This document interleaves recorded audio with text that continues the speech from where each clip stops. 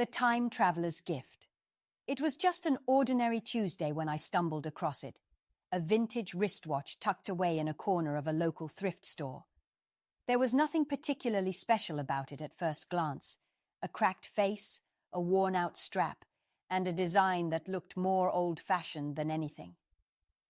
But something about it called to me. I didn't know why, but I felt an immediate pull.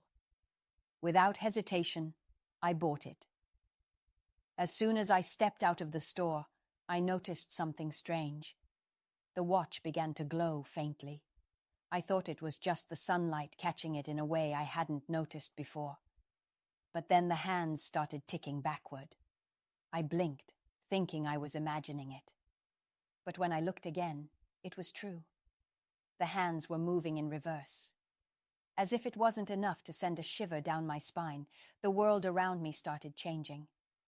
The street, once full of modern cars, was now lined with older models. The people passing by were dressed in clothes from decades ago, and the familiar skyline was replaced with buildings that seemed out of time. Panic set in. Had I just traveled through time? I tried to take the watch off, but it wouldn't budge. It felt like it was attached to me, as if the watch had fused itself to my wrist. No matter how hard I tugged or twisted, it stayed put, and the glowing grew brighter.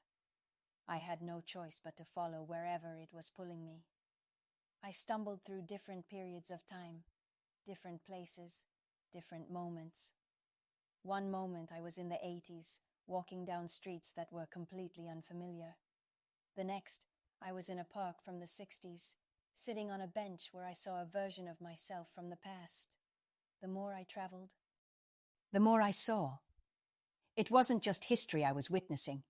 It was my own life, memories I had long forgotten, moments I hadn't realized were significant until I saw them again.